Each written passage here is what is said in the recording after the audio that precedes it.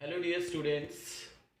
Last time we discussed the three states of matter, and today we will discussing the fourth and fifth state of matter. And the name of fourth and fifth state of matter are: fourth state is plasma state, and fifth one is BEC, Bose, Einstein, condensate state. तो इन दोनों state को हम one by one study करते हैं। First of all हम किसको देख रहे हैं? Plasma state. प्लाज्मा स्टेट क्या है? प्लाज्मा स्टेट जो है आपकी, it consider the fourth state of matter. And अगर आपसे कोई पूछे कि प्लाज्मा स्टेट क्या, आप सिंपली डिफाइन कैसे करोगे? Just it is the ionised form of gases and free electrons। कि आपसे अगर कोई पूछ ले कि आप प्लाज्मा स्टेट क्या होती है, तो आप क्या बोलोगे? It is the ionised form of gases. इसके अंदर गैसेस होती हैं आयोनाइज्ड, और उसके साथ क्या होती हैं? Free electrons. अब ये कैसे होती हैं, कैसे ऑब्जर्व करते हैं? जैसे गैसेस है, अब गैसेस को क्या है, हाई टेम्परेचर देते हैं। जब इसको हाई टेम्परेचर दिया जाता है तो गैसेस क्या होंगे? गैसेस क्या हो जाती है? आयोनाइज होना स्टार्ट हो जाती है। और जब ये आयोनाइज होती हैं तो इसके अंदर क्या होगा? एक तो आयंस फॉर्म, गैसेस आयनाइज होगी और क्या प्रोड्यूस करेगी? इलेक्ट्रॉन्स। क्या प्रोड्यूस करेगी? Electrons, ionised. अब जब गैसेस आयोनाइज्ड होती हैं वेरी हाई टेम्परेचर, तो ये क्या स्टार्ट करती हैं? ग्लो करना स्टार्ट कर देती है, चमकना स्टार्ट कर देती है। अब प्लाज्मा के अंदर आप बोल सकते हो, अगर आपको मैं एग्जांपल बताऊं प्लाज्मा का, आपकी टीवी स्क्रीन, आपका बल्ब, आपके स्टार्स, आपका सन, जो होममेड में प्लाज्मा स्टेट है वो कौन सी है? टीवी स्क्रीन को देख सकते हो आप, बल्ब में देख सकते हो CFL, क्योंकि इनके अंदर क्या होती है? गैसेस होती हैं। गैसेस कौन सी? हीलियम भी, नियोन, आर्गन, क्रिप्टॉन। ये नोबल गैसेस क्या होती हैं? इनके अंदर भरी होती है। और जब इनको, जैसे आपका बल्ब ले लिया हमने, बल्ब के अंदर कौन सी होती है? आर्गन होती है। अब जब बल्ब का जो टंगस्टन है वो हाई टेम्परेचर प्रोड्यूस करता है, तो वो क्या करती है? गैसेस क्या होती है? आयनाइज, और वो क्या करना है? ग्लो करना स्टार्ट कर देता है। तो इस टाइप से, या इसके अंदर फ्लोरोसेंट ट्यूब्स भी आ सकती है।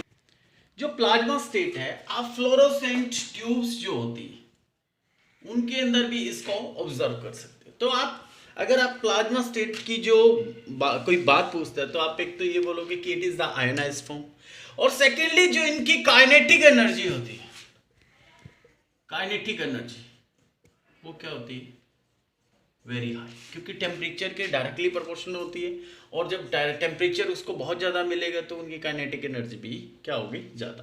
तो इस टाइप से आप प्लाज्मा स्टेट को क्या कर सकते हो? एक्सप्लेन कर सकते हो। ये कुछ एग्जाम्पल थे जो मैंने आपको बताया। लाइक टीवी स्क्रीन है, आपकी बल्ब है, आपकी CFL ट्यूब है, आप स्टार का एग्जांपल ले सकते हैं, सन का एग्जांपल ले सकते हैं। दिस आर, ये सभी क्या आपके प्लाज्मा स्टेट। अब सेकेंडली जो हमारी स्टेट आती है वो कौन सी है? BEC। BEC, Bose, Einstein, condensate. पहले तो ये नाम देखो, इसका नाम क्यों पड़ा? क्योंकि जो इस स्टेट को सबसे पहले जो इंट्रोड्यूस किया था वो हमारे सत्येंद्रनाथ बोस थे, और एक क्या थे? आइंस्टाइन।